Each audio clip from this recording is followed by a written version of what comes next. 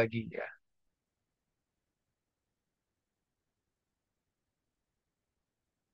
Nah, selanjutnya dengan Pak Usman, ya ini ada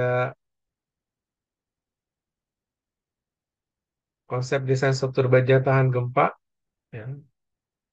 Kemudian perilaku-perilaku struktur, detailing, uji sambungan, kemudian BRBF, ya, ada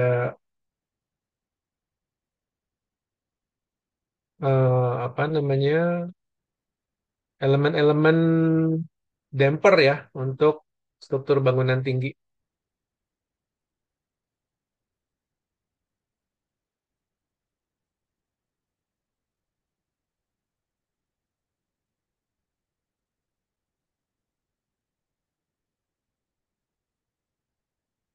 Baik,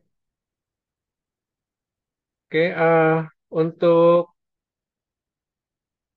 Untuk saat ini ada yang sedang ambil tesis nggak ya, Bapak Ibu? Saya, Pak. Bu, Bu Alisa sama saya kan ya, kalau nggak salah ya? Iya, Oh, ya nanti kita atur jadwal itu ya, jadwal pertemuan. iya, Pak Pak. Rian lagi nyusun tesis? Belum, Mbak. Belum? Saya Oke, baru semester 2. semester 2. Oke. Pak Dede, sekarang semester berapa Pak Dede? Saya baru masuk, Pak, Baru semester masuk satu. ya? Iya, Semester 1, oke. Pak Muhammad Rafli, Saya sama Pak, baru semester 2. Mungkin semester semester depan mau ambil, 2. Pak. Iya. Semester 3 sepertinya udah bisa mulai ya untuk menyusun tesis ya. Udah Iya, bisa Pak. dicicil. Kalau nggak salah kan dibagi 3 ya. Ada proposal, kemudian ada ujian satu sama ujian akhir ya. Jadi bisa bisa 2 semester untuk dilakukan. Bu Reza, gimana semester berapa Bu Reza? Siap, Pak. Sekarang baru semester 2, Pak. Semester 2 ya. Oke, Pak Dadang Eko, Saya baru semester 1, Pak. semester 1 baru bergabung ya. Iya, Pak. Bapak Jakon Matua, Baru semester 2 Pak, saya Pak. Belum semester kuliah. 2. Oke. Waktu semester 1 udah dapat struktur bangunan apa tahan gempa dengan Sudah saya Pak, sama Pak Usman. Sudah Pak. sudah Pak, sudah. Sudah Sudah, ya. Pak. Oke. Oke. Bu Helen semester berapa? Semester 1, Pak. Satu baru join ya. Iya. Pak Krisma Saya semester 3 Pak, tapi belum mulai semester nyusun, Pak. 3. Oh, belum mulai nyusun ya nggak apa-apa Iya, Pak. ya. Tapi udah mulai cari topik supaya nanti tidak terlalu singkat ya. Kalau proposal dan sidang di semester yang sama tuh sangat singkat itu. Iya, Bapak. Lagi nyicil-nyicil cari topik, Pak. Kecil ya. Iya, Pak. Oke, Bu Naila Saya semester 2 Pak. semester 2 ya. Udah mulai Iya. persiapan. Bapak Stephen Saputra Sama Pak, saya juga semester 2 Pak. semester 2 ya. Oke. Oke, baik. Cuman nih ada yang baru bergabung, ada yang sudah semester 2 dan 3 ya. Jadi mungkin nanti untuk sistem eh, SRPM apa analisa statik nonlinearnya mesti saya recap ya supaya nanti yang baru bergabung juga tidak sulit mengikuti tahapan-tahapan yang telah kita lakukan ya. Jadi sebagai gambaran di semester sebelumnya itu kita merancang secara manual untuk 3 gaya ya. Ada overtoning moment, ada gaya lateral, ya, sama ada eh, apa namanya distribusi gaya lateralnya ya. Jadi itu yang telah kita lakukan di semester sebelumnya. Nanti mungkin saya kasih tugas yang serupa, tapi struktur baja ya. Jadi nanti yang baru masuk juga bisa memiliki eh, kompetensi yang sama ya dengan yang telah mengambil struktur bangunan tahan gempa sebelumnya. Baik, saya mulai masuk ke materi Bapak Ibu.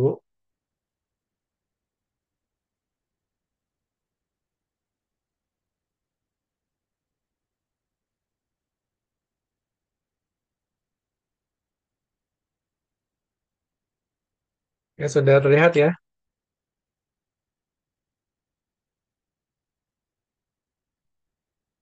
Ada yang layarnya terkendala Bapak Ibu suaranya? Tidak, Pak. Aman, Pak. Ya, aman ya. Oke, baik. Baik, untuk bangunan perencanaan yang berdasarkan material baja, maka kita memiliki buku-buku referensi yang spesifik ya, yaitu adalah SNI 1729 2020, 7860 2020, 797 2020, dan 8369 2020. Nah, 7860 merupakan peraturan khusus yang membahas ketentuan seismik bagi bangunan baja. Dan 7972 membahas tentang perencanaan sambungan terprakualifikasi bagi SRPM khusus dan menengah. Sedangkan yang biasa itu tidak perlu. Jadi kita masih bisa gunakan sambungan yang non terprakualifikasi. Ya, nanti di sini akan kita recap juga Bapak Ibu. Kemudian peraturan sejenis dari luar negeri ya, ada ISC 36016, ISC 34116, ISC 35816, dan ISC 30316. Kemudian peraturan yang relevan, ya ada peraturan pembebanan untuk gedung SNI 1727 2020. Kemudian tata cara perencanaan ketahanan gempa untuk bangunan gedung 1726 ya 2019. Kemudian tata cara perhitungan struktur beton untuk bangunan gedung 2847/19 dan tata persyaratan perencanaan geoteknik SNI 8460 2017. Untuk Mohon maaf, Pak peraturan Fahmi. internasional Slide-nya masih ya. di slide 1 ya, Pak? Oh, bentar. Ini berarti eh, saya mesti bentar.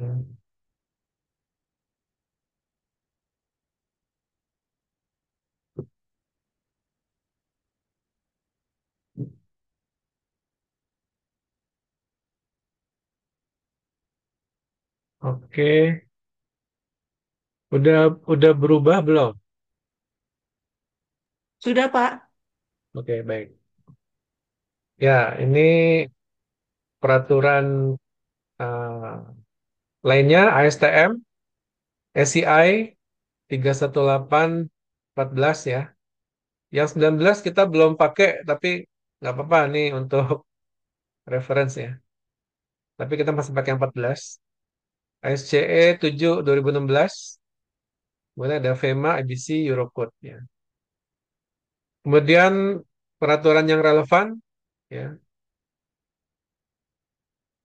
ada ini 2013 ada beban minimum, tapi tadi udah diupdate pakai yang 2019 ya. Ya, kemudian ini peraturan-peraturan ini yang 172612 sudah diganti dengan 19 ya. Kemudian 284713 sudah diganti dengan 284719. Lalu ada spesifikasi untuk bangunan gedung baja. Nah, ini 1729 2015 ya. Nanti terbit yang 2019. Kemudian sambungan terprakualifikasi Ini di ISC 358. Ini sudah terbit 7972 2020 ya. Kemudian seismik untuk bangunan baja 7860 2015. Ini juga sudah diperbarui. Kemudian untuk jembatan baja 8369 2016. Kemudian untuk lain-lain ya, ini silakan nanti bisa dicari SNI-nya ya. Saya yang di sini saya nggak berikan. Nah ini ada buku ya, Abi Agayere Structural Design. Kemudian ada SNI yang 709 yang 2015. Kemudian ada yang uh, Seismic Provision SC 341 ya. Dan ini buku-buku lokal, ada buku struktur baja dari Pak Wirianto Diobroto, edisi kedua, warna covernya merah. Kemudian ada struktur baja 3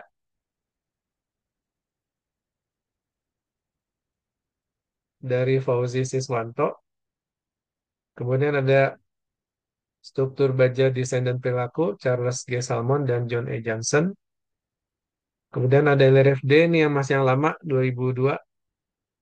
Lalu ini ada perencanaan struktur baja bangunan bertingkat 2024 ya. Ini baru terbit Bapak Insinyur Totok Andi Prasetyo ya. Ini yang buku-buku lokal. Yang paling kanan nih ada di e-book ya. Jadi Bapak Ibu silakan cari e-booknya. Harganya sekitar 150 ribuan e-book. Jadi soft file ya. Kalau hardcover udah habis, udah nggak dijual. Jadi pilihannya beli e-book. Ini dibahas tentang latihan-latihan untuk sambungan terprakualifikasi dan untuk bangunan tinggi struktur baja. Ya. Baik, nanti kita pakai SI ya, panjangnya meter, kemudian gaya itu kilonewton, kemudian untuk konversi untuk berbagai satuan volume ya, massa, panjang, gaya, ya, dan seterusnya. Kadang kalau kita pakai buku asing, buku luar negeri, satuannya dia pakai pound ya, pakai feet, itu kita kadang suka sulit ya mengkonversi. Jadi ini satu slide untuk membantu Bapak Ibu untuk melakukan konversi.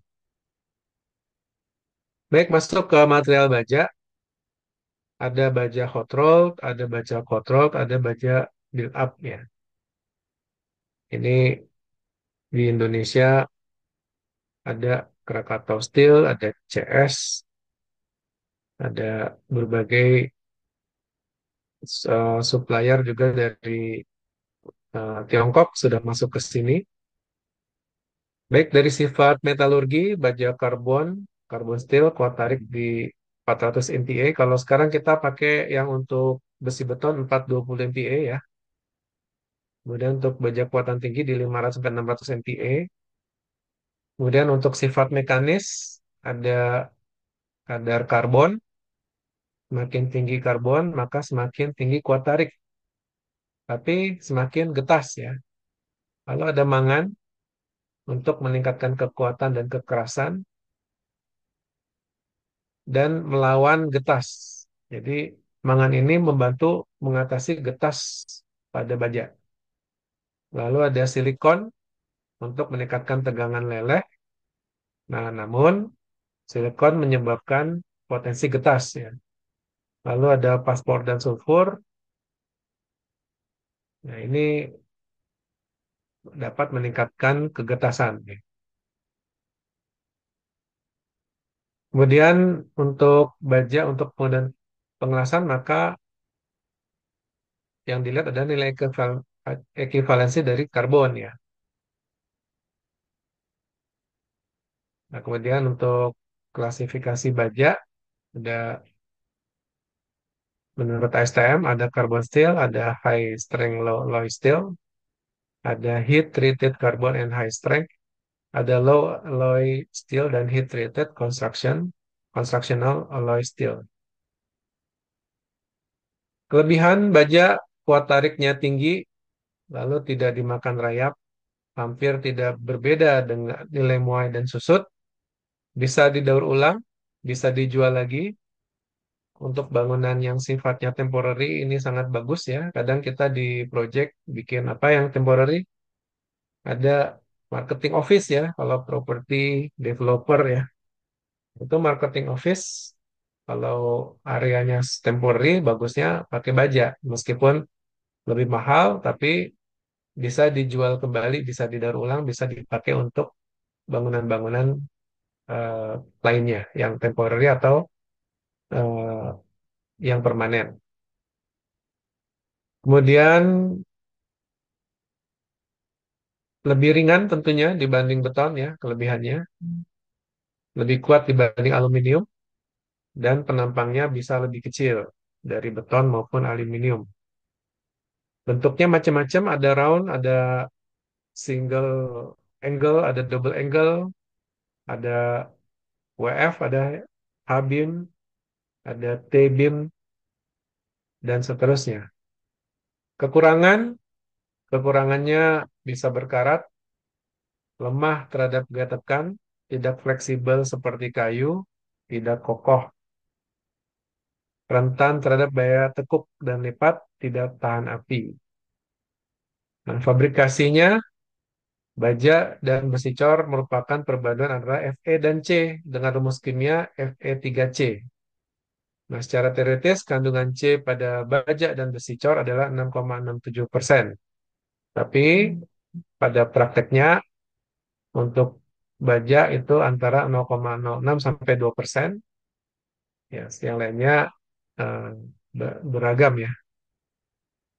Kemudian baja ini diproduksi dengan cara dilebur biji besi yang diperoleh dari tambang. Nah, kemudian melebur kembali baja scrap dalam tanur. Kemudian bahan dasar biji besi atau besi tua ditambah arang kayu dan kokas dan oksigen. Dan bahan imbuh diolah dalam tanur temperatur tinggi. Arang kayu akan berfungsi sebagai bahan bakar dan sekaligus bahan reduksi. Sesudah bereaksi dengan udara panas, nah di sini pemanasan diperoleh dengan pembakaran gas buang dari tanur. Ini kira-kira bentuk prosesnya, ada biji besi, ada batu kapur, ada arang, ya masuk ke dalam mesin, kemudian menghasilkan tanur oksigen, tanur perapian, dan tanur listrik, lalu menghasilkan penuangan batang baja. Bentuk-bentuk baja ada yang hot rolled, ada yang cold rolled. Yang hot rolled yang kita sering gunakan untuk baja struktur ada WF, ada H-beam, ada channel, ada UNP, ada angle, ada T, ya, ada hollow, ada pipe ya. Lalu kalau yang cold roll ini ada lip channel, kemudian ada Z, ada special section, ada compound section ya, dan seterusnya. Kemudian ASD dan LRFD merupakan metode yang kita terapkan saat ini ya, di mana kuat izin untuk ASD dan LRFD dilakukan dengan cara yang berbeda. Namun di SNI sekarang kita tetap diminta melakukan kedua-keduanya. Jadi kalau Bapak Ibu merancang sambungan baut, maka Bapak Ibu menghitung ASD dan LRFD, kondisi yield dan kondisi fracture, nanti di mana yang paling kritis itulah yang digunakan. Ya, lalu diperiksa uh, kuat tumpu, kuat geser, kemudian ada block shear-nya, dan lain-lain ya. Jadi diminta untuk menghitung dengan dua cara tersebut ya. Baik, berikutnya adalah tegangan dan regangan. Sifat baja yang penting adalah tegangan dan regangannya. Untuk menguji tegangan, ini dilakukan dengan spesimen beban tarik pada spesimen baja. Ya. Prinsipnya adalah gaya tarik dibagi luas penampang baja, itu adalah tegangan. Lalu regangan adalah penambahan panjang dibagi panjang awal, itu adalah regangan. Jadi eh, inilah yang kita butuhkan dari sifat-sifat baja yang akan kita gunakan dalam perencanaan struktur. Kemudian batang tarik, ya, kalau kita lihat gayanya, tegangan bekerja pada potongan arah tegak lurus terhadap sumbu batang terdistribusi secara seragam. Kemudian pada profil batang tarik yang tidak teratur, tegangan bekerja pada potongan yang dibuat cukup jauh dari ketidakberaturan tersebut, diperoleh tegangan terdistribusi secara seragam. Jadi itu keunikan dari baja, ya. Kemudian kita konsisten dengan tanda plus dan negatif untuk tegangan tersebut, ya. Plus untuk tarik, negatif untuk tekan, ya. Jadi konsisten. Kemudian hubungan tegangan-regangan, ya. Jadi dalam suatu grafik hubungan tegangan-regangan, kalau kita lihat di gambar kiri, maka ada area OA. OA ini adalah kondisi linear elastis. Kemudian BC, ini baja mengalami sifat plastis. Kemudian di D ada ultimate, dan di E akhirnya putus kondisi fracture. Ya. Nah, dalam merancang bangunan tinggi menggunakan rangka baja, maka kita akan membuat elemen sikring. Gunanya elemen sikring adalah elemen yang diizinkan untuk mengalami tegangan plastis. Nah, sementara yang bukan elemen sikring, kita rancang agar mereka mengalami tegangan OA, tegangan elastis. Nah, di mana letak titik-titik yang akan kita rancang dengan tegangan plastis adalah di sendi plastis. Ada di mana? Di ujung-ujung balok, ya, lalu di kolom lantai dasar, kolom lantai atap. Ya, itulah area-area yang boleh mengalami plastis dan berguna sebagai elemen sikring atau fuse. Nah, sementara elemen-elemen lainnya tidak boleh dirancang plastis, ya, tapi dirancang secara elastis. Agar apa? Agar bangunan kita mengalami duktilitas dan keruntuhannya bukan merupakan keruntuhan geser, tapi keruntuhan lentur. Kalau keruntuhan lentur, Bapak Ibu masih bisa menyelamatkan diri karena bangunan tidak tiba-tiba hancur, ya.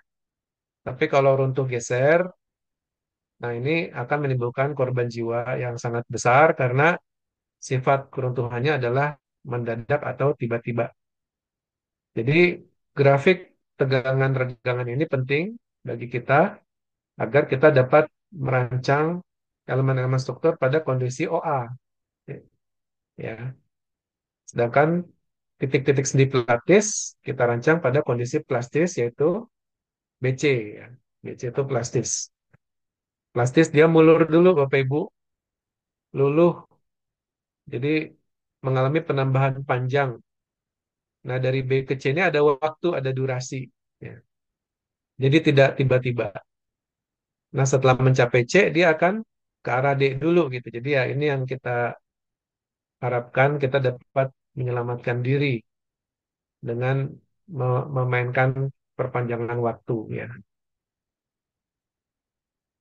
Baik, kemudian tegangan izin adalah pembebanan tegangan yang diizinkan, di mana besarnya itu merupakan tegangan yang aman untuk bahan profil baja kita. Tegangan izin ditentukan lebih kecil dari tegangan batas. Batas itu ultimate, Bapak Ibu. Jadi tegangan batas itu ada di fracture, ya. ultimate. Nah, itu kita lakukan reduksi dari tegangan batas. Tujuannya apa? Satu, beban aktualnya bekerja, kita tidak tahu secara akurat. Jadi kalau kita merancang di bawah tegangan batas yang dikecilkan, maka kita memiliki angka secure ya.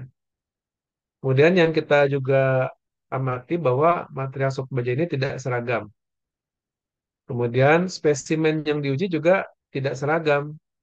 Kadang yang dijadikan spesimen karena resource-nya nggak seragam, ya kadang mutu terbaik, kadang mutu terburuk ya. Jadi ada deviasi yang harus diprediksi. Kemudian hal-hal yang tidak dapat diuji cepat, misalnya fatigue, kemudian proses pembentukan elemen struktur yang tidak sempurna, ada deviasi ya di ukuran. Lalu kesulitan menentukan besar tegangan secara akurat pada struktur yang rumit dan kesalahan-kesalahan selama konstruksi.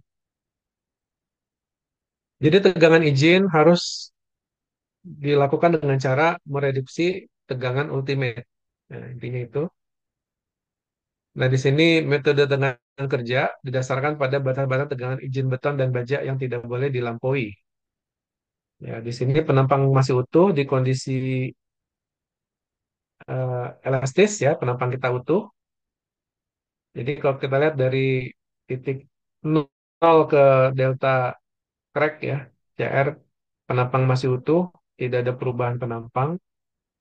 Lalu dari delta crack ini mulai mengalami penampang retak ya, atau kalau di baja mulai mengalami perubahan bentuk ya. Lalu dia mengalami kondisi plastis ya. Setelah penampang retak, struktur beton betulang berperilaku non-linear, berperilaku plastis ya. Ya. Nah, ini secara lebih jelas ya, kita merancang di tegangan leleh dan kita merancang di tegangan ultimate, tegangan batas. Putusnya ada di daerah titik putus ya. Tegangan leleh namanya F yield, tegangan ultimate namanya F ultimate, lalu tegangan izin adalah reduksi dari tegangan ultimate untuk kondisi fracture, reduksi dari tegangan leleh untuk kondisi leleh ya. Ada dua tegangan izin yang kita pakai nanti ya. Tegangan leleh tidak boleh melebihi nilai yang diberikan oleh tabel. Contoh BJ 41, tegangan putusnya 410, ultimate-nya, lelehnya 250, maka ada tegangan minimum 18%. Lalu tegangan putus tidak boleh lebih dari yang diberikan oleh tabel. Modulus elastisitas baja E 200.000 MPa, modulus geser G 80.000 MPa, nilai Poisson 0,3, dan pemuaiannya adalah 12 × 10⁻⁶. Baik, regangan baja dari hasil pengamatan berarti bahwa suatu material mengalami tegangan pada saat yang sama juga mengalami perubahan panjang atau volume. Nah, ini kita sebut dengan regangan di mana pertambahan panjang dibagi panjang awal merupakan regangan. Lalu dalam kondisi pembebanan sehari-hari, sebagian besar material struktur menunjukkan perilaku hukum Hooke, di mana bahwa tegangan berbanding lurus dengan regangan. Jadi ini E adalah konstanta molecular elastis. Jadi molecular elastis adalah tegangan dibagi regangan. Atau tegangan sama modulus elastis dikali dengan regangan. Salah satu karakter material struktur adalah kemampuan memikul gaya aksial, tarik ya. Jadi ada kondisi ultimate, nah tegangannya tegangan batas atau ultimate stress. Perencanaan tegangan izin ditentukan lebih kecil Ya, dari tegangan batas tadi sudah ya. Kemudian untuk memperhitungkan kondisi-kondisi ketidaksempurnaan, ada safety factor, tegangan batas dibagi tegangan izin ya, itulah safety factornya. Kalau di LRFD kita pakai faktor reduksi untuk yield 0, eh, untuk ultimate dan yield berbeda-beda ya. Nanti kita akan Satu koma gunakan dua. tegangan batas dibagi izin ya. Ini di atas satu ya. Tegangan batas dibagi izin ya. Tuh, di atas satu. Baik, kemudian modulus elastis ini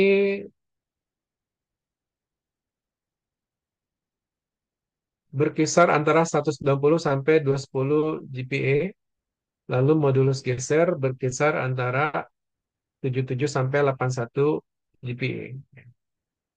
Dan modulus elastis tidak dipengaruhi oleh kualitas FY ya.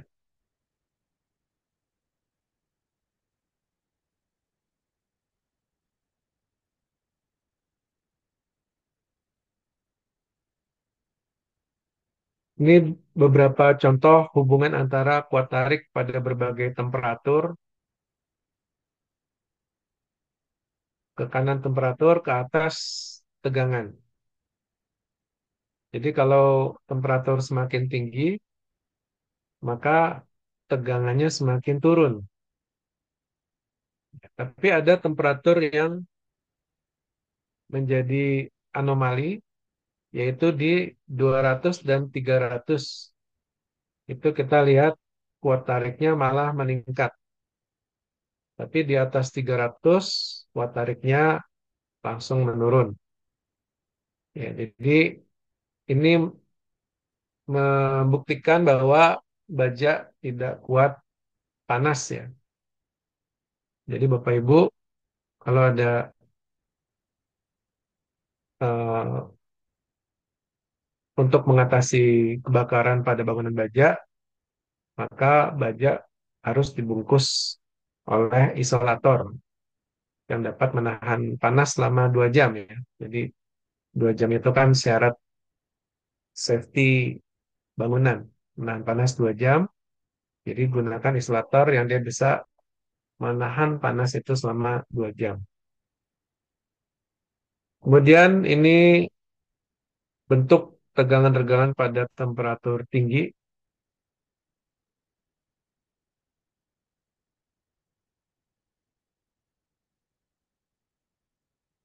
Modulus elastis pada berbagai temperatur. Jadi selain tegangan-tegangan juga temperatur mempengaruhi modulus elastis. Jadi kita lihat untuk semakin tinggi temperatur maka modulus elastisnya semakin turun. Kemudian creep pada baja. Creep pada baja ini juga dipengaruhi oleh waktu. Ya, fase 3 ada peningkatan creep. Yang waktunya ini nanti akan berbeda-beda sesuai dengan kondisinya. Tapi kira-kira bangunan yang sudah melampaui umur ekonomis ya, maka tantangannya adalah di creep-nya. Kemudian ini tegangan-regangan dinamik dan statik. Grafik A, jika beban tumbukan berulang dengan 400 mikrodetik, kita bisa lihat bentuk tegangan-tegangannya untuk kuat tarik tertentu. Dan jika dibandingkan dengan beban statiknya, yang C, yang statik.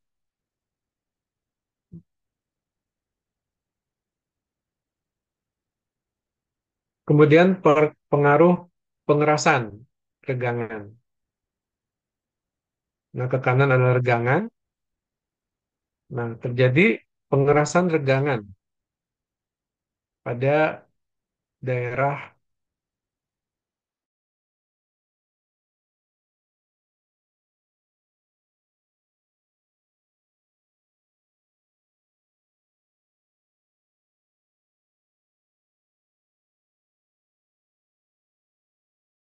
mengalami perubahan bentuk pada saat mencapai fase plastis ya. Kemudian pengaruh penuaan juga ada dampaknya ke kekuatan baja. Ya, di sini peningkatan kuat tarik karena penuaan regangan, kuat tariknya meningkat, tapi durasi sampai dia ultimate jadi sempit ya. Jadi implikasinya adalah ke duktilitas ya. Jadi dia cenderung lebih getas. Peningkatannya lebih tinggi kuat tariknya, tapi cenderung lebih lebih getas akibat pengaruh penuaan dari umur baja. Jadi bangunan baja yang sudah mencapai masa ekonomis itu tantangannya adalah getas, krip ya. Itu sulit diperbaiki karena sifat kehancurannya mendadak. Jadi untuk bangunan baja yang sudah tua sebaiknya dilakukan peningkatan duktilitas ya. Jadi meskipun secara penampang masih utuh, tidak ada perubahan bentuk ya, tapi sifat getasnya itu meningkat. Nah, itu yang perlu menjadi perhatian kita semua. Kemudian nih untuk diagram tegangan leleh,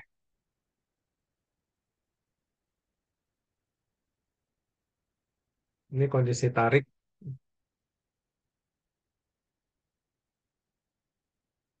Kemudian tegangan-tegangan sisa ya untuk berbagai jenis profil. Lalu tantangan baja adalah korosi. Dalam proses pembuatan baja, oksigen dipisah dari biji besi secara paksa. Oleh karena itu, secara alami baja cenderung untuk berusaha kembali menjadi bentuk yang lebih stabil, yaitu oksida besi. Perubahan bentuk dari logam menjadi oksida dalam lingkungan yang induktif dinamakan korosi. Nah, jika pada permukaan baja gelas ada air yang mengandung oksigen, maka terjadi reaksi yang mengubah biji besi mempunyai potensi korosi rendah menjadi ferrohidroksid.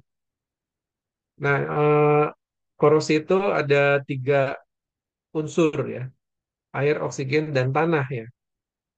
Jadi kalau salah satu unsurnya dihilangkan, dia bisa tahan dari korosi.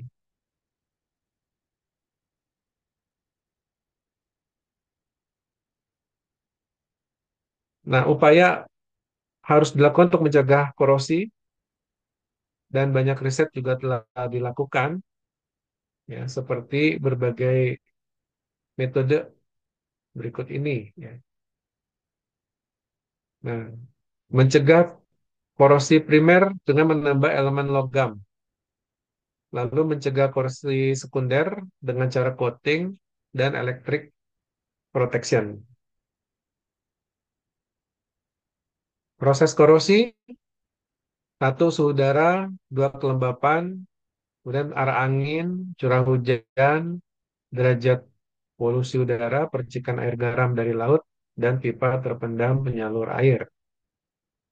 Nah, ini ada korosi pada sel makrobaja, kemudian korosi pada pipa-pipa yang menembus beton, kemudian penggunaan isolasi untuk mencegah korosi. Ini korosi pada celah-celah lapis pelindung, itu juga potensi menjadi korosi. Dan akibat berdekatan dengan rel kereta. Nah, ini cara perlindungan. Kolom balok dilindungi beton ringan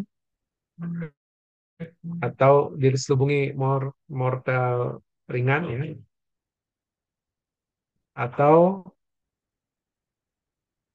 dengan papan juga bisa dilindungi papan. Kemudian dengan bahan semprotan. Baik, berikutnya faktor-faktor keruntuhan getas.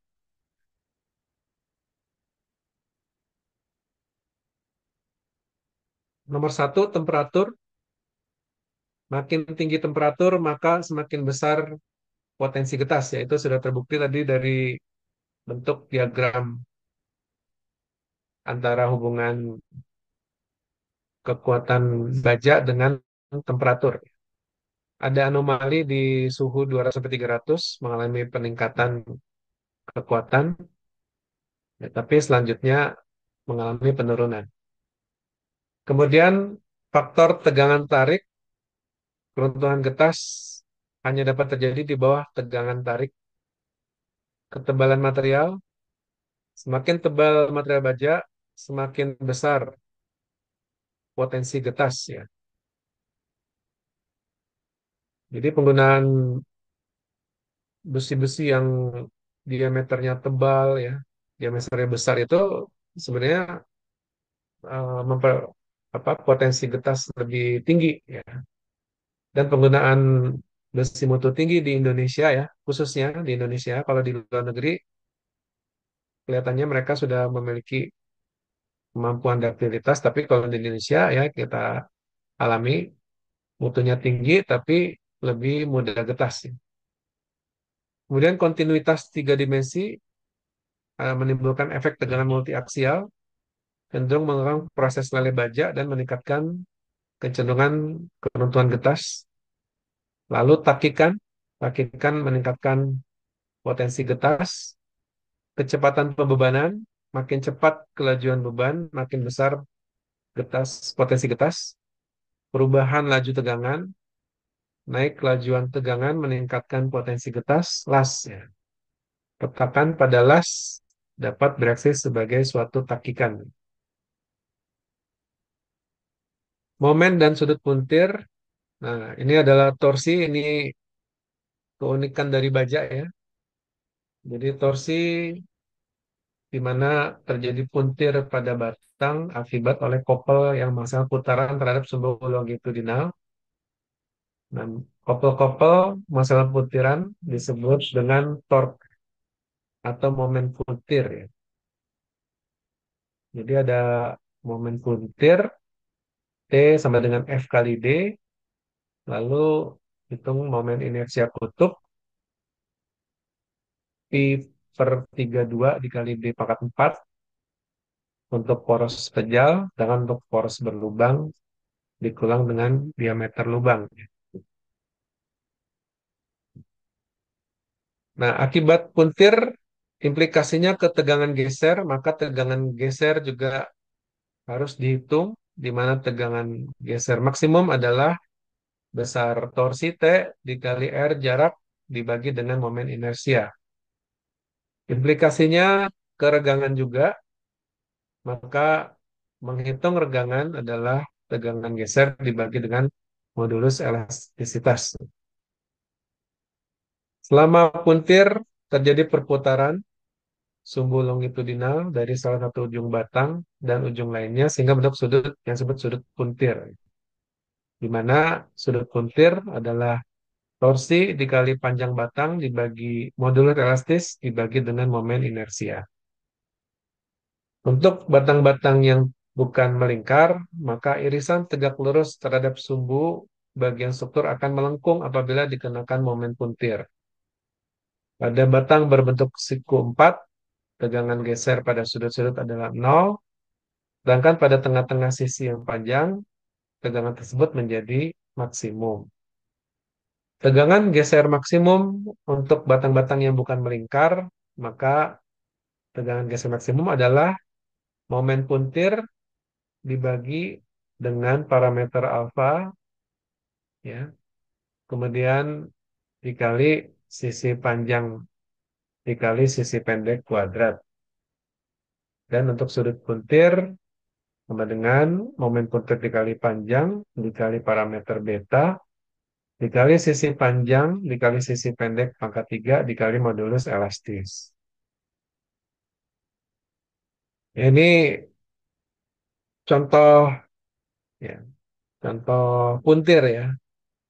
Ini untuk recap ya. Ada poros pejal diameter 50 mm, panjang 3 meter, titik tengah menerima gaya 50 kW ya. Dan ini digunakan untuk menggerakkan dua buah mesin, 20 kW dan 30 kW. Tentukan tegangan geser maksimum poros dan besarnya sudut puntir relatif. Poros berputar 2 putaran per menit dan bahan dari baja dengan molus kekakuan 85. Ya. Nah, ditanya tegangan geser maksimum dan sudut puntir. Nah, maka tegangan geser maksimum adalah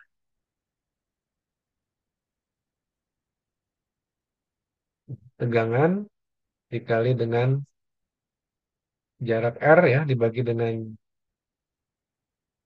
J, ya, sehingga diperoleh 58,2 MPa.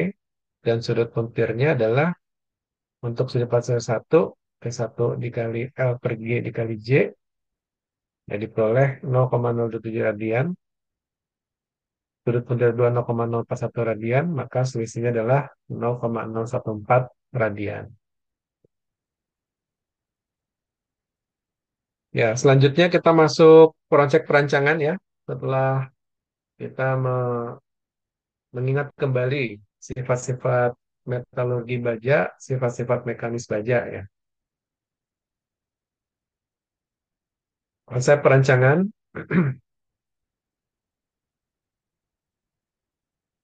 sistem struktur atas upper structure menggunakan SNI 1726-2019 digunakan untuk berbagai macam material konstruksi. Beton, baja, bata, kayu, dan lain-lain. Yang kita butuhkan adalah nilai faktor R, kemudian CD, dan omega. Di dalam SNI diatur berbagai sistem struktur. Ada sistem dinding penumpu, ada 18 tipe. Ada juga sistem rangka bangunan 26 tipe. SPRPM 12 tipe. Kemudian SRPM khusus dan dinding geser 13 tipe. SRPM menengah dan dinding geser 8 tipe. SRPM biasa dan dinding geser 1 tipe. Sistem kolom cantilever 6 tipe. Dan sistem baja tidak didetail khusus 1 tipe. Ya. Nah, dari berbagai sistem struktur, kita fokus ke sistem struktur yang untuk bangunan baja. Konsep perancangan struktur baja tahan gempa yaitu adalah struktur memiliki kemampuan disipasi energi gempa melalui proses plastifikasi pada elemen sekring ya. Yang biasanya pada ujung-ujung balok, pada bracing, pada link atau kolom lantai dasar maupun kolom lantai atap ya. Untuk baja ada 6 struktur utama yang sering digunakan, yaitu sistem rangka pemikul momen, sistem rangka bracing konsentris dan eksentris, sistem dinding penumpu, sistem ganda dengan rangka pemikul momen, dan sistem kolom cantilever. Catatan tidak semua kelas material baja dapat digunakan. Ketentuan material baja adalah memiliki regangan plastis yang besar, kuat lebih bahan. Nah, jadi konsep perencanaan struktur baja adalah kita merancang sendi plastis pada titik-titik tertentu dan merancang elemen tersebut secara plastis. Kenapa demikian? Agar proses kegagalan bangunan mengalami perubahan bentuk pada titik-titik sendi plastis, mengalami peningkatan kapasitas, sehingga kita dapat menyelamatkan diri dari kehancuran yang mendadak. Namun, elemen-elemen lain harus dirancang secara elastis untuk menjamin elemen-elemen tersebut tidak mengalami keruntuhan geser. Ya, jadi kita memperlemah area-area sendi plastis, memperkuat area-area elastis, dan memastikan tidak terjadi keruntuhan geser. Ya. Ini adalah konsep dari rancangan struktur baja tahan gempa. Ini bentuk-bentuk frame baja ya. Tadi ada sistem struktur pemikul momen SRPM ya.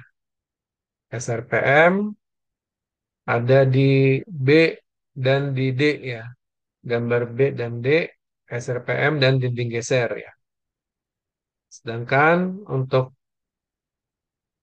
sistem rangka dengan bracing itu ada di gambar A dan gambar C. Kadang bracing dipasang di satu aksis ya. Misalnya kalau kita bikin pabrik kan butuh bentang lebar sampai 50 meter ya. Nah, maka bracing dipasang pada sisi memanjang. Katakan memanjang adalah aksisnya sumbu Y, lalu lebar sumbu X. Nah, bracingnya ada di sumbu Y. Sedangkan di sumbu X tidak bisa karena digunakan untuk akses ya. Nah, maka dua dua akses tersebut dirancang berbeda-beda begitu ya. Nah, yang pakai bracing kita bisa pakai sistem 2 sama 3 yaitu di akses sumbu Y. Sedangkan yang sumbu X yang tidak bisa pasang bracing, maka itu sistem rangka pemikul momen jadi satu. Jadi nanti R-nya beda, yang arah Y sama arah X.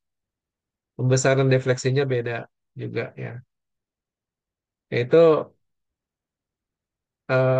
kita akan mendefinisikan sendiri sebagai perencana ya, mana yang SRPM, mana yang pakai bracing.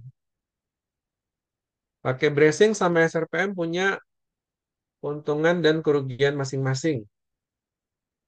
Ya, kalau pakai SRPM ada tiga, ada biasa, menengah, sama khusus. Ya. Kalau biasa, gaya lateralnya besar, deformasinya besar ya. Tapi tidak perlu merancang sambungan terprakualifikasi ya. Tapi ada syarat, bangunannya kurang dari 10 meter ya, tinggi bangunan ya, dan syarat-syarat lain ya. Sedangkan yang menengah dan khusus, nah maka terkena sambungan jenis terprakualifikasi ya dengan syarat-syarat khusus. Ya.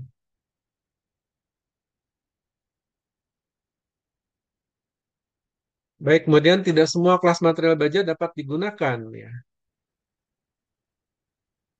Syarat-syaratnya adalah memiliki regan plastis yang besar, kuat lebih bahan, kemampuan start hardening yang tinggi.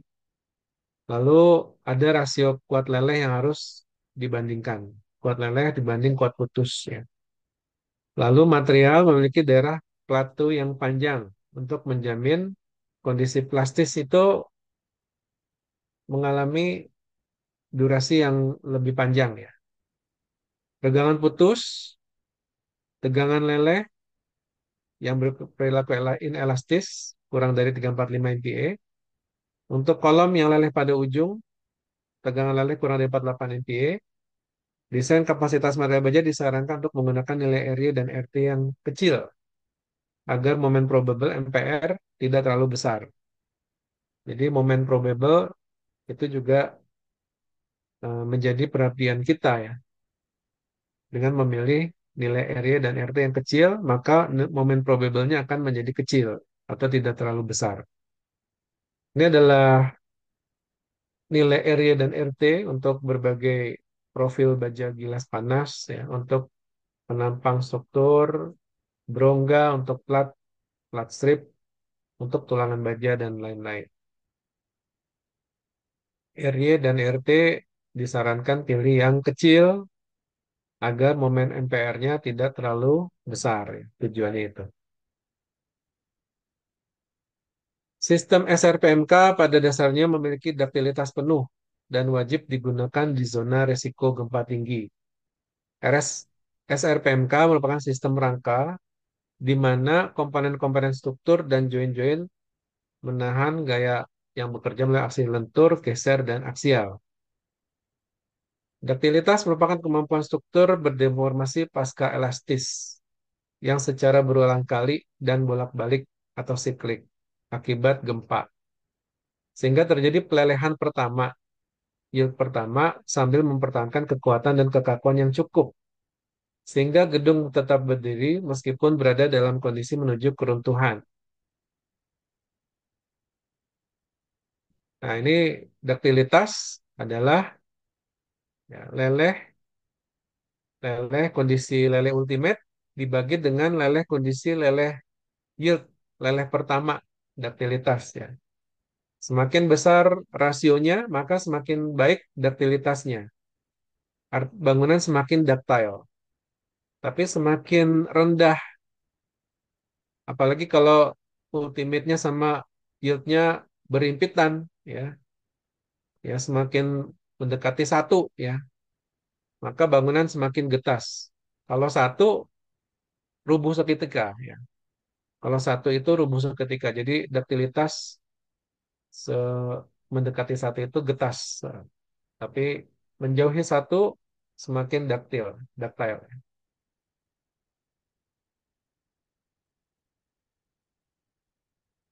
Ya baik, ini berbagai jenis ya untuk daktilitas. Yield point adalah leleh pertama, kemudian ultimate adalah kondisi fracture. Nah, di antaranya adalah specified offset atau regangan di sekitar 0,2%. Nah, ini pada struktur bangunan ya, kita bisa cek daktilitas dengan cara kalau bangunan existing ini kita lakukan push over ya. Jadi dengan dilakukan push over kita dapat meletakkan displacement pada puncak atap ya, pada pusat massa atap ya. Jadi pusat massa itu yang kita ukur displacementnya. Kita lihat kapan jilid pertama di atap itu ada deformasi. Kemudian kita lihat ketika dia mengalami kehancuran ada deformasi ultimate. Maka daktilitas adalah deformasi ultimate dibagi deformasi kondisi leleh pertama atau yield. Nah, itu kita bisa melihat bangunan kita ductile atau getas. Ya. Jadi yang ditinjau adalah perpindahan atap kalau untuk high-rise building. Jadi tadi kita sudah lihat bagaimana bentuk diagram tegangan-tegangan ya pada elemen-elemen baja. Nah, kalau yang sekarang diagram tegangan-tegangan pada bangunan tinggi ya. Jadi dia memiliki pola yang serupa ya dengan elemen-elemen baja. Ada kondisi yield masuk ke daerah plastis, mengalami peningkatan kekuatan, lalu runtuh setelah melampaui titik ultimate-nya. Jadi yang kita nanti periksa ductility-nya adalah deformasi di fase I, di fase ultimate, dibagi dengan deformasi di fase Y atau fase yield, itu adalah ductilitas. Baik ketentuan ductilitas SRPMK baja tidak memiliki batasan tinggi. Jadi kalau Burj Khalifa 800 meter, informasinya ada lagi yang mau dibikin sampai 2 kilo ya, yaitu SRPMK. Tidak ada batasan tinggi. Mau dipasang 2 kilo, kita pakai sistem ini. Sistem ini mensyaratkan tingkat daktilitas tinggi pada semua elemen struktur untuk memastikan kegagalan struktur tidak terjadi akibat instabilitas tekuk. Ya karena kita bicara baja, baja musuhnya tadi ya, tekuk, buckling, lalu tekuk lateral, torsi. Ya, jadi kita memastikan tingkat daktilitas tinggi. Artinya apa? Deformasi ultimate harus jauh lebih besar daripada first deformasi atau deformasi tahap yield. Ya. Dan tidak boleh ada tekuk buckling, tekuk torsi. Lalu kegagalan struktur ditandai dengan terbentuknya sendi plastis di ujung-ujung balok. Ini adalah elemen elemen plastis. Jadi kita akan merancang elemen-elemen ini secara plastis dan merancang elemen-elemen lainnya secara elastis. Sendi plastis di ujung-ujung balok saat momen plastis terlampaui. Momen plastis artinya momen yang terjadi setelah melampaui tahap yield. Jadi momennya terus meningkat. Nah, itu kita masuk area plastis ya. Tantangan untuk menentukan profil yang tepat dan memenuhi persyaratan seismik sesuai SNI 7860 2020 ya. Jadi apa? Merupakan tugas kita semua sebagai perencana untuk menentukan profil yang tepat ya, supaya terjadi plastifikasi, supaya bangunan kita ductile, runtuhnya secara kegagalan lentur ya, bukan kegagalan geser atau kegagalan getas ya.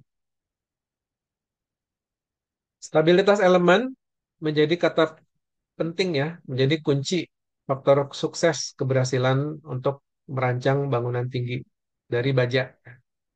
Stabilitas elemen lentur dikontrol dengan brace lateral untuk memberikan kemampuan penampang mengembangkan kapasitas lentur mencapai kapasitas plastis.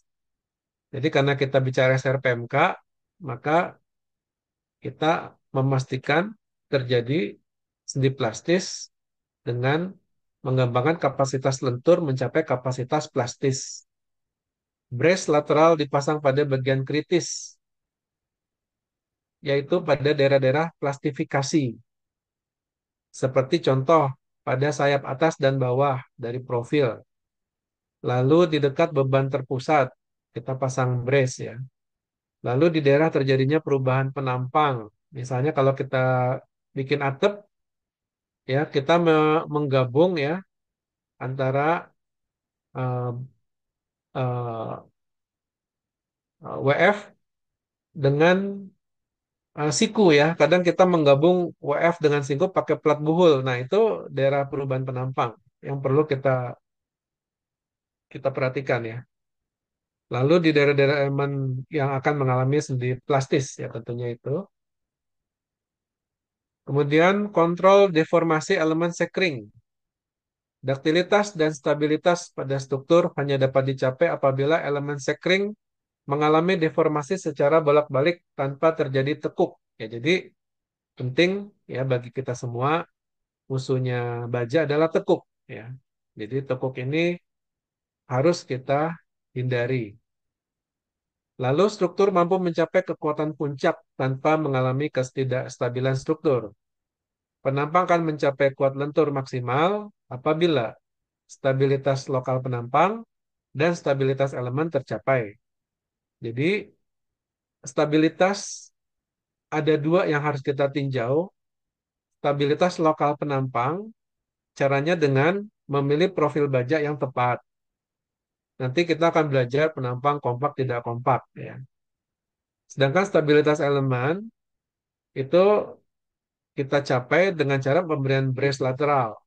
Tadi tempat-tempatnya sudah dikasih tahu pada area sendi plastis, pada area perubahan bentuk penampang, pada area pemusatan beban ya, dan lain-lain. Itu kita berikan brace lateral. SRPM diaplikasikan ya pada bangunan gedung. Kalau diaplikasikan RSPM, maka kapasitas gaya rendah namun tingkat duktilitas tinggi. Ini keuntungan SRPM ya. Jadi contoh kalau kita pakai SRPM, gayanya rendah karena R-nya 8 ya. SRPM yang khusus R-nya 8. Kan gaya lateralnya rendah, tapi duktilitas tinggi. Karena apa? Kita merancang sambungan terprakualifikasi yang memastikan dia mengalami plastifikasi di saat uh, saat diberikan gaya siklik yang ditingkatkan hingga mencapai ambang kehancuran. Dia mengalami plastifikasi dan penambahan perubahan bentuk dan penambahan waktu sebelum kehancurannya.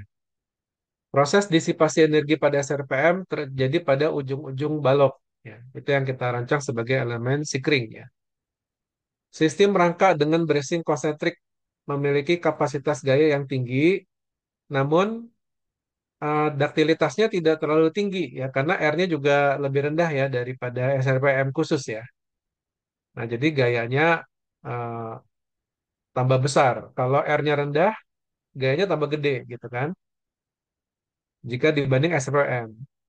Proses disipasi energi terjadi pada link dan plat buhul.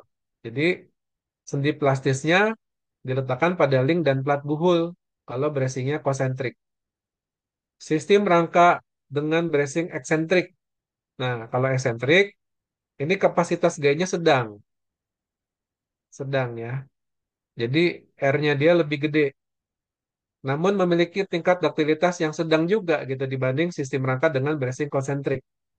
Proses disipasi energi terjadi pada link, jadi tidak terjadi pada plat buhol, jadi hanya pada link.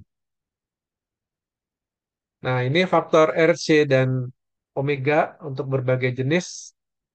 Ya, kalau eh, rangka baja dengan bracing eksentris, rangka baja dengan bracing konsentris, kita bisa lihat yang eksentris R-nya 8, yang konsentris R-nya 6. Ya. Lalu pembesaran refleksinya 4 dan 5. Sedangkan kalau SRPMK R-nya 8, ya, pembesaran defleksinya 5,5 gede. Ya, jadi itu keuntungan kita kalau pakai SRPM, ya, ductile, sangat ductile. Kalau kalau khusus sangat ductile. Kalau yang biasa ya belum tentu ductile ya. Kalau yang biasa itu tidak ductile gitu. Perencanaan bangunan gedung baja bertujuan untuk membuat sistem struktur baja yang kuat, stabil, dan ductile.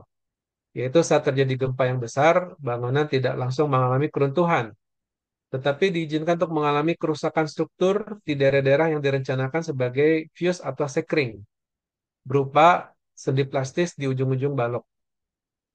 Sistem perencanaan bangunan gedung baja menggunakan konsep capacity design, yaitu desain faktor beban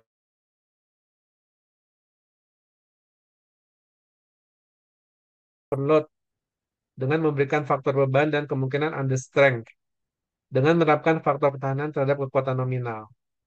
Agar bangunan benar-benar berperilaku ductile, maka titik sendi plastis dirancang inelastis atau plastis, sehingga berfungsi sebagai tempat untuk disipasi energi, menyerap energi. Sementara bagian-bagian lain, struktur tetap elastis, tetap kita rancang elastis. Keruntuhan lokal perlu dicegah dengan memastikan tidak terjadi kegagalan prematur akibat buckling, tekuk lokal buckling, tekuk torsi lateral, dan penampang harus memenuhi kriteria-kriteria kompak. Ya, nah, ini kompak ya, yaitu rasio lebar terhadap tebal elemen sayap, rasio tinggi terhadap tebal elemen badan, kemampuan menahan beban hingga kondisi plastis, persyaratan profil tidak boleh melampaui persiapan lebar terhadap tebal B per T pada sayap profil, dan H per TW pada badan profil untuk profil dengan struktur ductile tinggi dan menengah. Ya, ini ciri-ciri SRPMK dan SRPM yang menengah ya, SRPMM.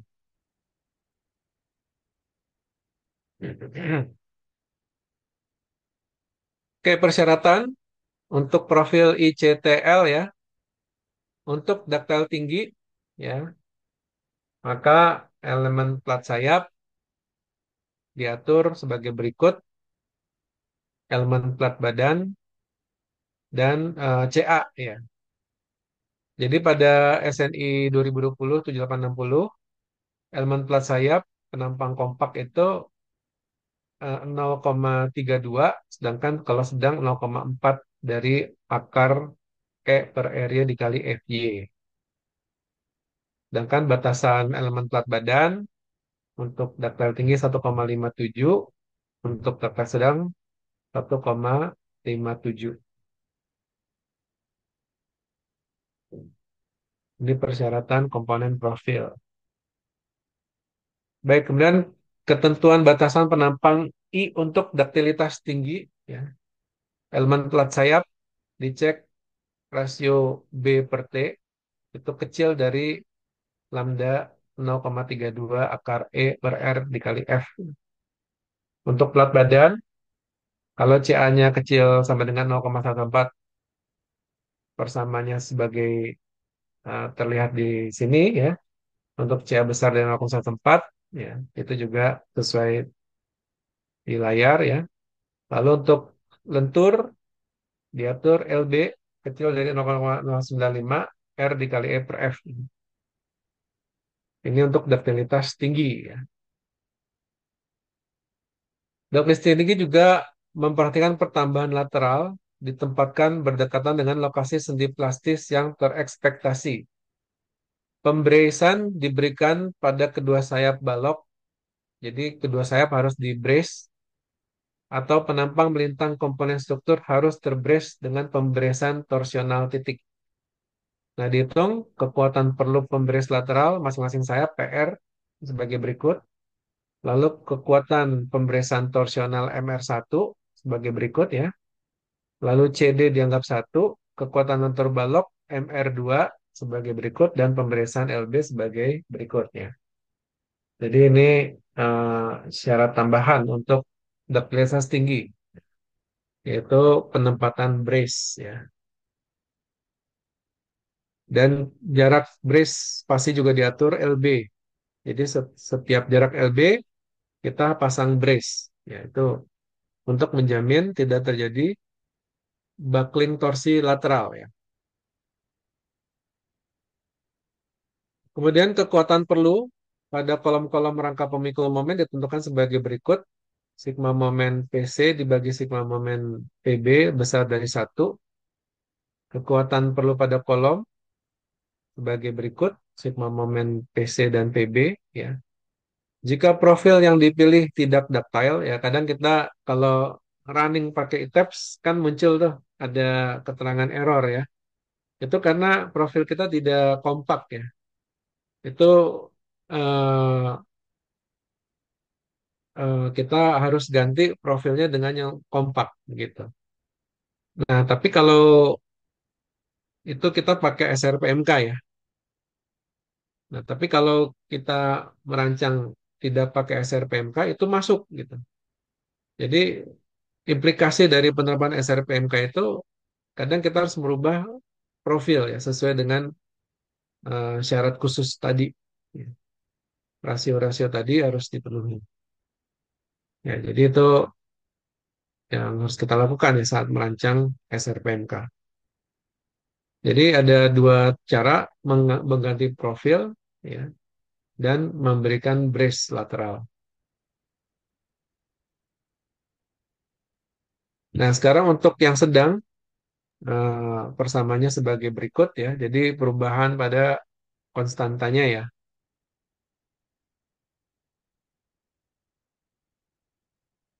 Ini ada Rian ya. Izin bertanya, Pak. Ya, silakan. Maaf, Pak. Eh, saya izin bertanya, Pak, terkait dengan SRPMK. Berarti untuk di perencanaan baja sendiri, SRPMK itu dimasukkan di eh, ininya ya, Pak. Apa namanya? Faktor-faktor tadi saat assign beban gempanya. Hmm, ya. Jadi kalau kapan kita pakai SRPMK gitu ya.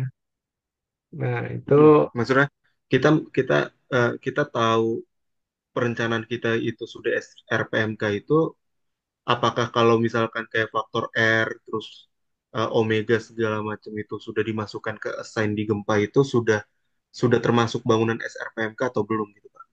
iya, jadi kalau kita merancang pakai R SRPMK maka itu sudah masuk kategori SRPMK. Nah, Oke. yang sering kita temui konsultan pengen pakai R SRPMK. Kenapa? Supaya gaya lateralnya kecil kan gitu kan? Kalau Ya. pakai SRPMB gaya lateralnya gede, jadi profilnya gede-gede gitu. Nah, tapi ada problem yang sering kita temui. Kalau kita masukin SRPMB itu profilnya nggak cukup gitu karena gaya lateralnya kan gede. Hmm. Tapi kalau kita pakai SRPMK, bangunan existing itu masuk karena gaya lateral kecil. Nah, tapi apa yang terjadi di lapangan? Sambungannya bukan terprakualifikasi, itu sering tuh ketemu itu. Jadi dia mau dapat profil efisien, tapi sambungannya dia lupa gitu. Kalau sambungannya harusnya pakai yang terprakualifikasi dan berlaku syarat-syarat khususnya, ya. Ya. Termasuk Nanti tadi kita akan bahas disampaikan yang sambungan kualifikasi itu, Pak. apa tuh? Kita akan bahas terkait sambungan tersebut. Di hari Rebo ya. Soalnya kalau di hari ini kan Oke, baik. saya mau bicara gambaran besarnya Ya, supaya kita punya punya ini yang sama ya, punya apa? baik, Pemahaman baik, yang sama. baik, Ya, begitu. baik, Pak. Jadi kita ini bicara dari hulunya dulu supaya nanti waktu Baik, masuk ke tahap prakualifikasi kita udah memiliki pemahamannya. Ya baik, Pak. itu saya juga masih temui gitu. Jadi sekarang saya sampai ngecek ini eh, tahun berapa dirancang gitu kan. 2021, 2022. Ya kalau 2021, 2022 harusnya sudah masuk terprakualifikasi ya, di mana model-model konfigurasi bautnya juga bukan yang selama ini kita gunakan ya. Jadi ciri-cirinya sudah tidak lagi pakai footer gitu ya. Itu kalau di lapangan masih pakai footer ya itu bukan terprakualifikasi karena sendi plastis itu ke kolom tuh pendek. Itu cuman 36 cm, 35 cm. Sedangkan footer itu kalau diukur aja bisa 60 cm, 80 cm ya. Nah itu gimana mau jadi sendi plastis? Karena sendi plastisnya ada di footer. Nah, footer kan penambahan penampang semakin kuat. Ya gimana dia mau terjadi plastifikasi di situ? Nah, itu yang menjadi tantangan bersama ya, bahwa eh, ketika kita pakai R khusus, ya maka kita harus merancang detailing secara terprakualifikasi. Oke, baik ini yang sedang ya, ini sedang juga pakai terprakualifikasi. Jadi satu-satunya sistem yang bebas pakai sambungan ini adalah SRPMB. Nah, tapi SRPMB tidak leluasa digunakan struktur ya karena dibatasi ketinggian. Kecuali kalau kita dapat membuktikan ya bahwa sambungannya eh, sudah kuat untuk mengatasi gaya lateralnya. Jadi ada exit clause di SNI. Kalau mau pakai SRPMM, kita bisa membuktikan sambungannya cukup kuat dan terjadi sendi plastis, maka silakan. Ya. Nah, tapi akan sulit karena sendi plastis itu ke kolom yang tadi saya sebutkan hanya 30-an senti gitu. Nah, nggak nyampe sejengkal kita tangan aja 23 senti kan, sejengkal tangan ya. Jadi nggak nyampe 2 jengkal gitu. Itu letak sendi plastis. Jadi kita akan sulit kalau pakai footer. Baik, sistem struktur SPMK juga menerapkan prinsip strong column weak beam. Momen probable maksimum yang mungkin terjadi pada lokasi sendi plastis. Nilai MPR tergantung pada sistem sambungan terprakualifikasi, rangka momen khusus dan menengah yang dipilih. Pemeriksaan strong column weak beam dengan cara membandingkan kolom beam rasio, di mana hasilnya harus besar dari 1 menjadi faktor penentu akhir dari nilai ekonomis suatu kolom. Jadi eh, akhirnya strong column weak beam ini akan tercipta ketika kita membentuk elemen sikring ya. Tapi kalau kita tidak membentuk elemen sikring, nah strong column weak beam-nya ini kacau balau tuh. Dia akan hancur di lokasi yang tidak kita sangka-sangka. Itu yang jadi problem. Nah, kan kita kenapa bikin sikring? Karena kita pengen kalau dia hancur, sikringnya hancur duluan. Kalau sikring hancur, dia akan molor dulu, ada waktu dulu berubah bentuk, memanjang, ya, mengalami ductility, mengalami deformasi. Nah, itu kita punya waktu untuk menyelamatkan diri. Itu tujuannya. Pak, maaf izin bertanya, Pak. Ya, silakan. Pak, kalau misalkan pakai foto kan berarti dia nggak masuk SRPNK ya, Pak ya? Ya, Eh, Pak, saya masih agak bingung tuh, Pak. Kadang gambarannya itu seperti apa ya, Pak? Bisa dijelaskan secara, misalkan dicoret-coret di sini, Pak. Kadang masih bingung sendi-sendinya itu, Pak. sendi plastisnya. Iya, betul. Oh,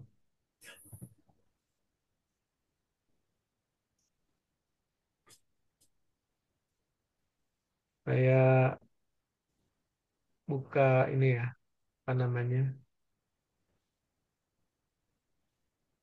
Buka file yang lain ya.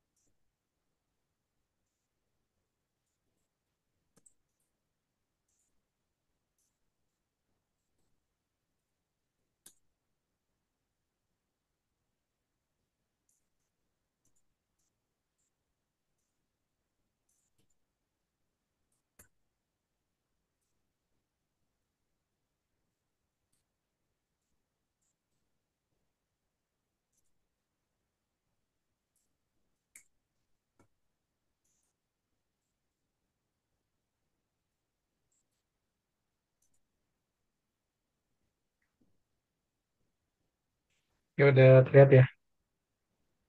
Iya, Pak. Nah, ini eh, apa? Asesmen 8 lantai rumah sakit ya. Dengan statik analisis lalu di push over ya.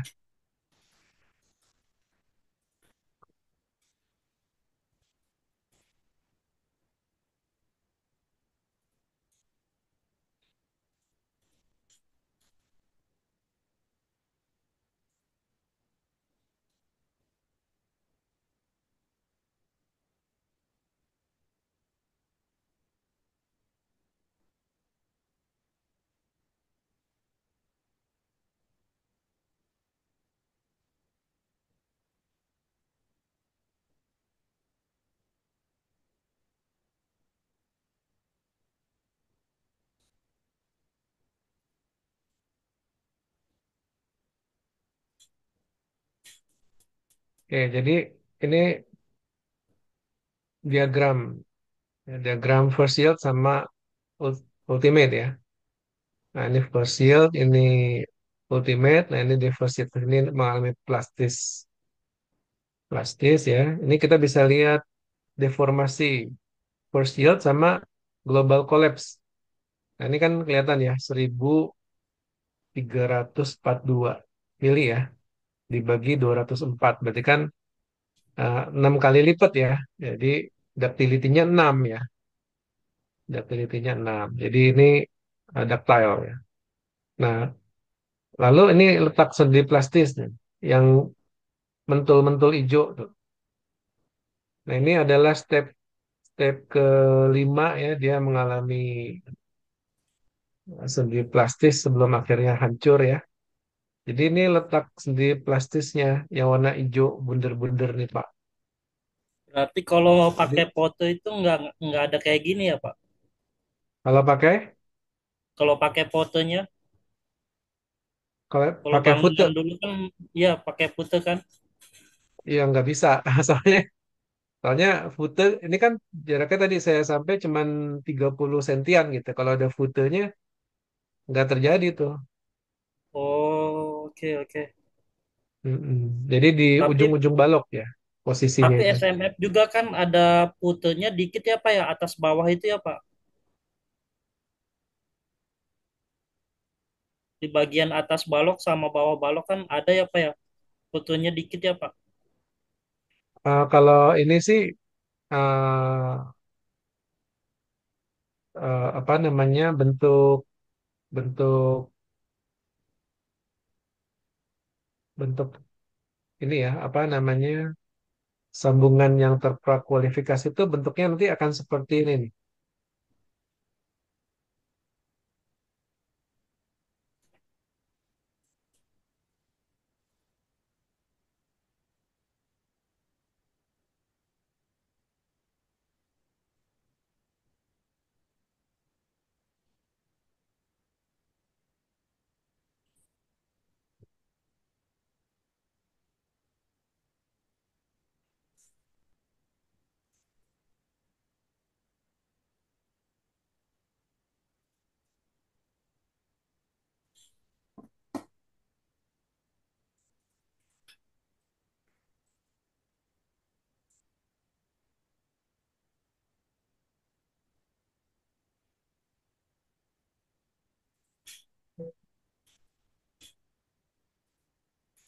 Hmm.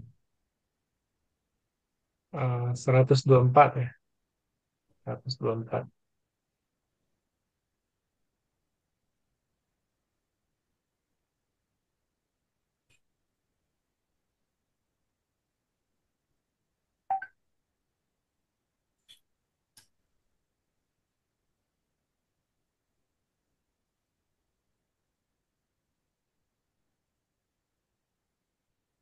Nah ini tadi yang Bapak tanya ya, jadi mirip ya sendi Gambarnya belum itu plastisnya. Pak Belum kelihatan Pak. kelihatan, Pak. Oh belum, Ya, maaf bentar ya ya. Pak. Gambar.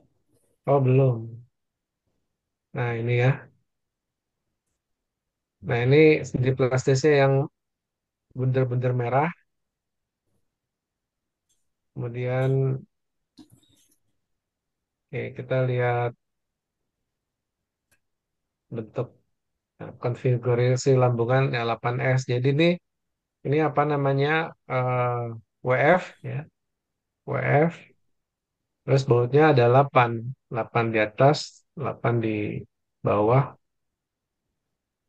Oke. Nah ini bentuknya Berarti itu seperti itu bukan, ya.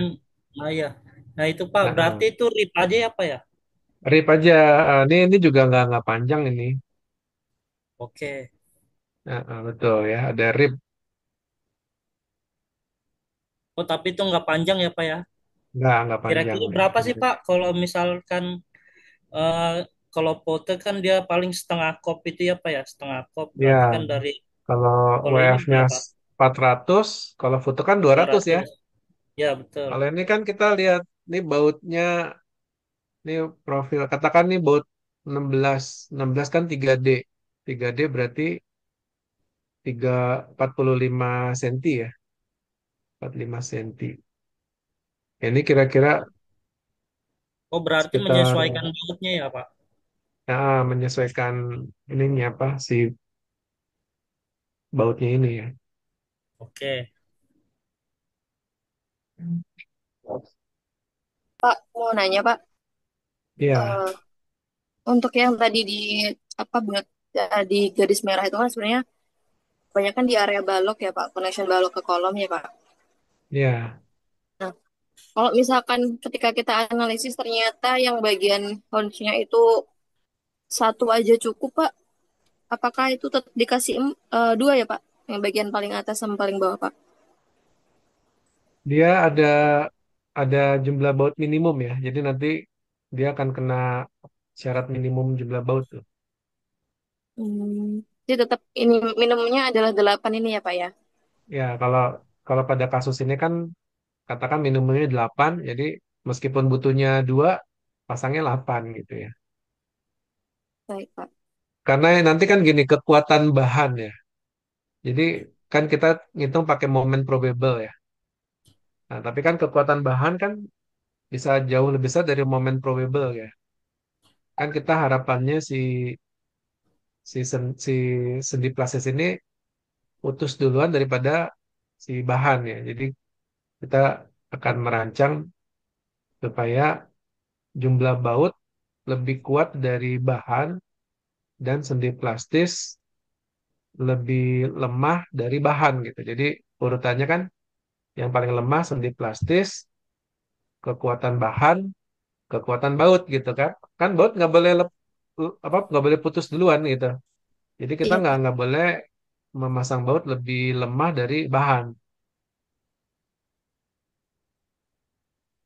Sambungan harus kuat kan kalau konsepnya strong column weak beam ya. Sambungan Iya harus Pak. kuat. Tapi kalau ngecor Oke, itu kan ke atas, Pak. Satu lagi, Pak. kalau Ya, kalau misalkan ngecor itu kan berarti plat lantai itu nongol nggak sih, Pak? Yang itunya setengah ribnya itu di oh SMF. yang ini Mm-mm. kalau ngecor Nah, nongol apa enggak? iya, iya, Pak. Kan kalau ngecor kan kita naruh naruh lantainya di sini nih Pak. Ya, Naruh lantainya di situ ya. ber- berarti setebal itu aja ya, Pak. Setebal katakan 12 senti Dua gitu, Pak. belas 12. Ini kan Heeh, bautnya katakan katakan yang gede lah baut berapa? 19 atau 20. 22. 22 Ya, 22 22 mili kan? 22 mili kali kali 3 aja kali 66 3. 66 mili kan? Ya, 66. Oh, masih 66 nutup ya, mili Pak? kan baru 7 senti, Pak. Iya, iya. Oke. Iya, gitu. Ya, makasih ya, Pak. Sementara kan kita punya ini 12 senti ya, jadi dia ada di dalamnya plat gitu. Pak Fahmi, izin tanya Pak satu lagi Pak. Iya, Untuk di pemodelannya, berarti untuk SRPMK ini dirilis dia Pak, pertemuan antara kolom dan beam ya? dirilis untuk balok anak, tapi kalau untuk balok induk kita tidak rilis ya, supaya muncul momennya. Karena kan kalau di balok Iya anak kalau dirilis. kita merancang sendi-sendi raw, sendi-sendi. Oh iya. Iya. Tapi kalau di balok induk kan kita desain jepit ya, supaya muncul momen Ah, gitu. oke. Oke Pak.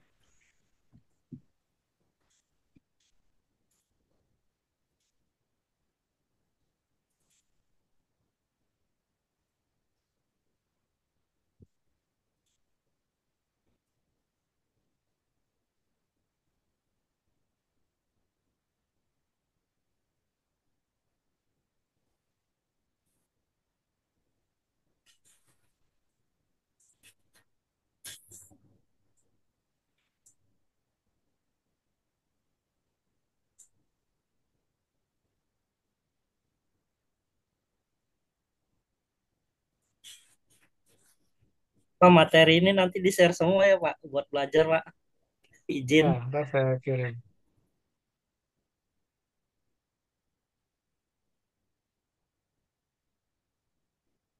Nah, ini balok balok anak nih,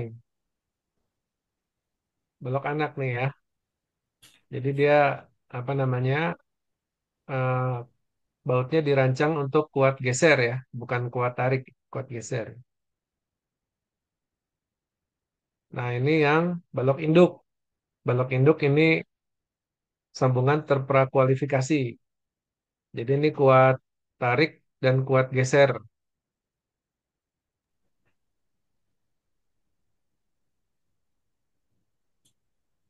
Ini yang di buku Pak Toto bukan ya, Pak? Iya, buku Pak Toto. Oh iya, oke. Baru terbit 2024 ya nih. Tapi udah Iya, habis Pak hard copy-nya. Bapak beli soft copy. Ini yang IMF ya, Pak ya? Apa tuh? Ini yang buku Pak Toto yang IMF ya, Pak? SMF ini. SMF ya itu. Oh. SMF. Tahun lalu di Haki diajarin tuh di workshop. Ada ikut Haki nggak tahun lalu? Bulan Agustus. Ikut, Pak. Nah, itu kan diajarin kan terprakualifikasi itu. Bisa juga pakai apa? Itu ya.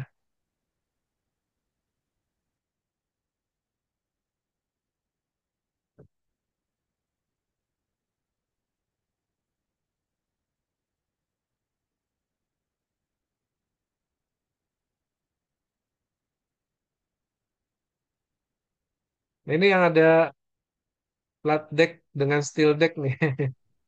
Bapak nanya pas muncul gambarnya tuh. Ya nongol dikit Oh, nih Pak, kelihatan nih. Nah itu zona terproteksi itu ya, 640. 640.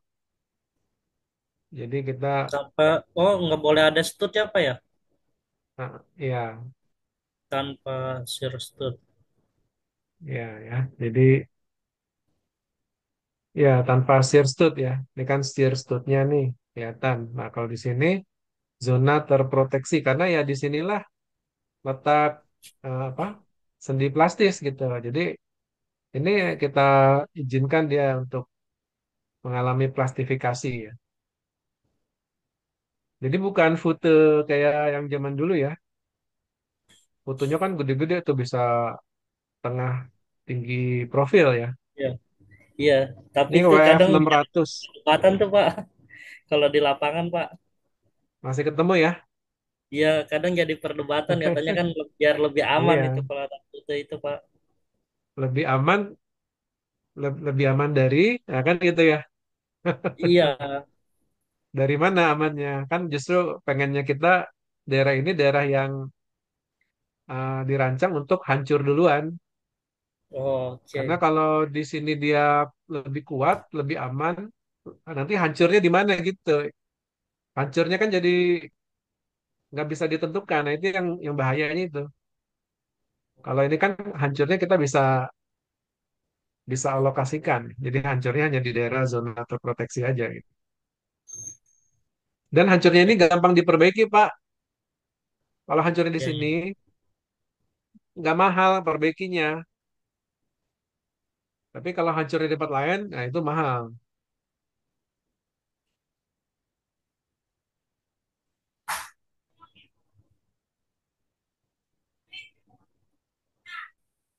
Udah ada yang punya buku Pak Toto, Pak? SMF?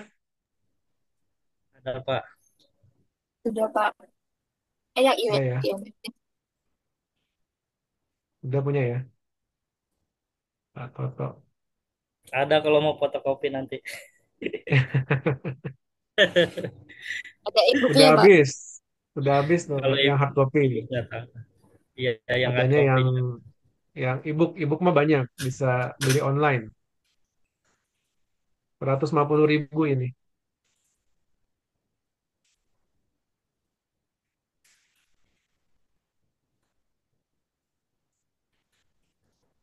Oke, baik. Kita break dulu. Nanti masuk lagi jam setengah satu ya, Bapak Ibu.